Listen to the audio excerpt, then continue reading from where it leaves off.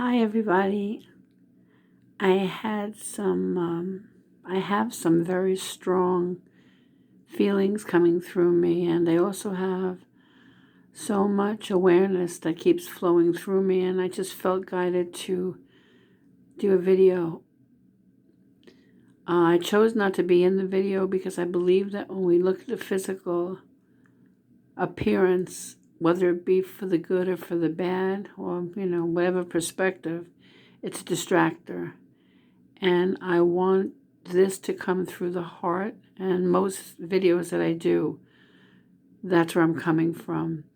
I want what I share to come through because I'm speaking out loud, because I'm hearing it out loud, because what I teach is what I need to learn. So what keeps coming up for me is addictions and this blessed time that we're in right now. This sacred, holy space that we're in right now, where we are getting the opportunity, we're receiving so much opportunity to open up and love. I see on so many different levels what we do to avoid interacting in the true sense, in communicating in love. And I believe that in this very sacred moment, we are being kind of forced to look at what we maybe couldn't see when we were so busy in our addictions, whatever they might be. And I believe that everything in this world, and it doesn't matter what it is, whether it be pleasure or pain or food or drugs, sex or abstinence, whatever, it's all a distraction. It's all a shield that we place in front of us to keep a distance between us and the beloved. And again, the beloved is an aspect of the true sense of being one with God. So for me, I find that right now my addiction is food. I'm finding so much pleasure in indulging in the taste and the texture of food. And for me right now, it's a replacement for my lover, my true lover, God, the groom, the Christ. And every time I reach for that food, I'm saying, wait a minute, God, beloved, Christ, I got to take a bite of this. Every time I reach for the drink, I'm saying, wait a minute, my beloved, I need to take a sip. Every time I take a smoke and I puff and I exhale and inhale and I exhale and inhale, I'm absolutely distracting from the pure sense of absolute love. Nothing of this world is forever. And as people leave us in this very sacred time, they too represented for each one of us in our individual worlds an aspect of what we were addicted to, what we needed more than love itself. And yeah, we called it our lover or our father or our mother or a sister or our brother or a child or a neighbor. But all they really represent is an aspect of our godlessness, our needs fulfilled by this world. And as this is coming through, I choose not to correct it. I choose to let it flow because I know that I'm only teaching me what I need to learn. And it's not even me that's teaching me. It's the power that be that's showing me. As I say often, my path is about reawakening the God I am. You know, the greatest teacher that ever lived, the Christ, was showing us one thing, and that was there is only one way to heaven, one way to bliss, one way to true fulfillment, and that is to keep our eye single, keep our eye on God, on love, on the absolute infinite space that we are so blessed to have been given being here on this planet. There is so much dissension right now. There is so much division. There is so much addiction to fear, and there's so much addiction to mass hysteria right now. And all it's doing is making one go deeper and deeper into darkness, because there can be no light where darkness lives. One who focuses only on that which is not of God cannot be in peace. Because as soon as that distraction leaves, they are not happy, they are not peaceful, they are not in that state of pure divine love. So in this moment, we are given the opportunity to spend time with our children, our spouses, our lovers, our bodies, and to actually be loved, be loving. See what it was that was keeping you from complete communication with that perceptual part of you that you call your lover, or you call your child, or you call your job, or you call whatever. Spend a moment looking at you and seeing why you needed to take that beer nonstop, and that sex nonstop, and that work nonstop, and why you chose to argue rather than make peace. Because this is the time truly of the Great Awakening. There'll be no other time like this ever again. And through this transition, many will fall. Many will fall into the arms of darkness. And there will be some that will rise above it all and end up in the state of pure bliss. And this is every moment we've had this opportunity, but now it's like there's no choice but to awaken. Because if we don't awaken, we're doomed. We're doomed as a planet. You know, just think about the abusive reality that we've been living in personally, what we've been doing to our bodies, what we've been doing to our children, what we've been doing to our relationship, what we've been doing to our animals on this planet, that we slaughter them and then feast on the slaughter. That we drive around with a beautiful car when we know our neighbor next door is struggling, that can't even get a bike to go to work. And that's what it's in our face now so much that we can't deny it. It's undeniable that there are different classes of experience. And it's not about that. It's about remaining purely one with the power that be. That's seeing God as my only way. People always say, "Oh, you're bizarre. You're out there. You don't do doctors. Are you joking me? Or you don't ascribe to the medical community for anything? I mean, after all, how do you expect to be healthy? Stop eating meat. Stop bringing poisons into your system. Stop drinking toxic alcohol. Stop taking drugs that are just made to sedate you on whatever level. They don't heal you. The heal is within. Everything of this world is a placebo. Everything of this world will show itself for what it is eventually.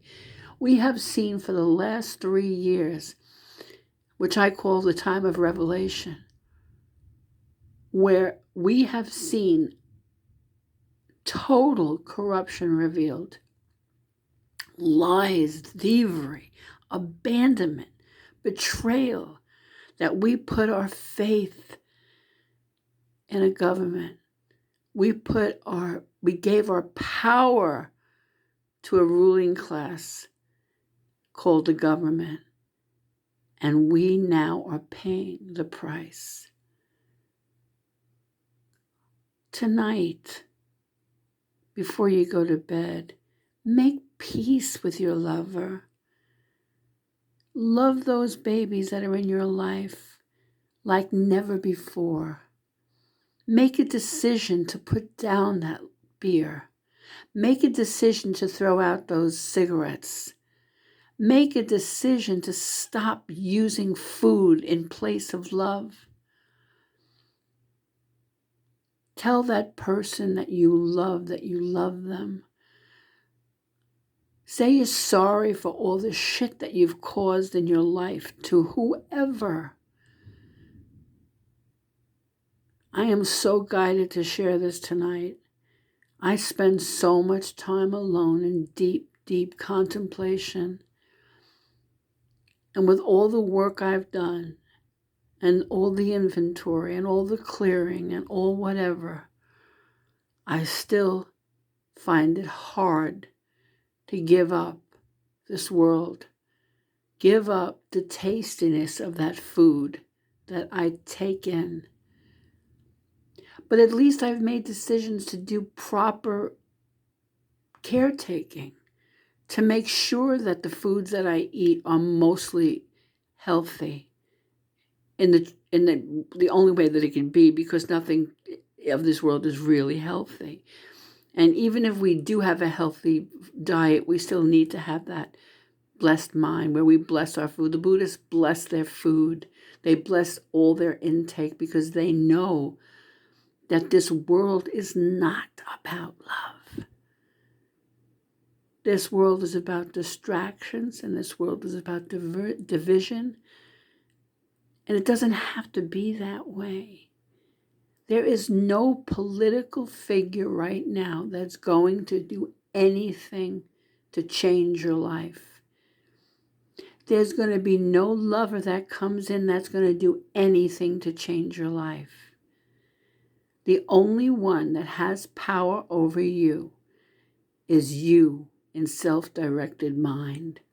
You who decide, no, I am not going to do that again. No, I am not going to distract from my heart again. No, I am not going to put a shield in front of my heart again. No, I'm not going to make that beer more important than my child again. I'm not going to make that drug more important than my body again. We are here as aspects of God.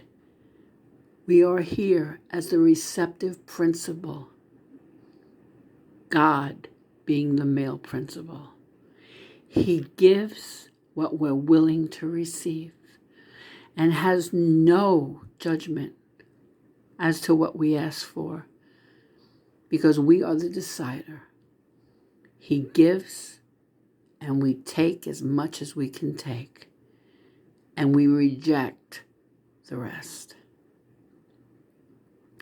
I made a point to put Ganesh, who is in Hindu, just a messenger, just like the saints in Christianity. And Ganesh is the messenger that is for removing the blocks, removing the addictions, removing that which is keeping you from God. You know, for me, there's St. Jude. St. Jude is the saint for the hopeless. And then there's Mary Mother, who is the ultimate and divine mother. And then there's Buddha and Ananda and Allah for some, and for some it's just pure science, pure understanding, pure right consciousness. to be in right mind in every moment, to be vigilant for God and His kingdom in every moment, because the kingdom of God is within. And it's up to us to stay vigilant, to stay conscious, to be the conscious parent for our bodies, our children, and our world. Every time I reach for something, I'm denying God. Every time I use that instead of God's will for me, I'm denying God. Many say I'm a Christian Scientist because I live in the mindset that the true essence of healing lives within, and it's eternal. And I deny reaching outside of myself for health. I have my moments. I have my fears that arise because I'm still in a body, and I still do have memories of what I was taught was real, which really was never real. I was lied to, as everyone in this reality was. We are all one with infinite love, and we have a destined purpose to experience life. And each one of us has a code of perfection that we can identify if we just allow ourselves to be one with God's pleasures. In A Course in Miracles, it says nothing real can be threatened and nothing unreal exists. For in this understanding lies the peace of God. Nothing of this world is eternal, but our spirits are. If I am in the spirit of love and I leave the body, I leave with that love, and that spirit lives on. If I live in a body that's suffering from addiction and I leave the body, that spirit lingers on for eternity. Make amends this night. Make peace with yourself, with your body, with your family, and by God, stop killing the animals. Stop yelling, stop screaming, stop hating, stop judging. Just love. Love, starting with the body that you wear and those little angels that you were so blessed to get and to receive. They need to know that they too are loved, just like I'm telling you right now you are. I have so much more to say, but I know this will be much too long for anybody to want to listen to. But those that do listen, please start a trend. If you're in the house with your siblings and your parents and you're struggling, don't judge it. I have to say this. There's a man that I met that I keep thinking about the last couple of days because I showed up in his life a few times, and his embrace healed me. His embrace absolutely healed me. And he had no idea that he did that. Thank you, Bob. Share that with the world because you are a master at love. I wish everybody a beautiful night. Stay in love.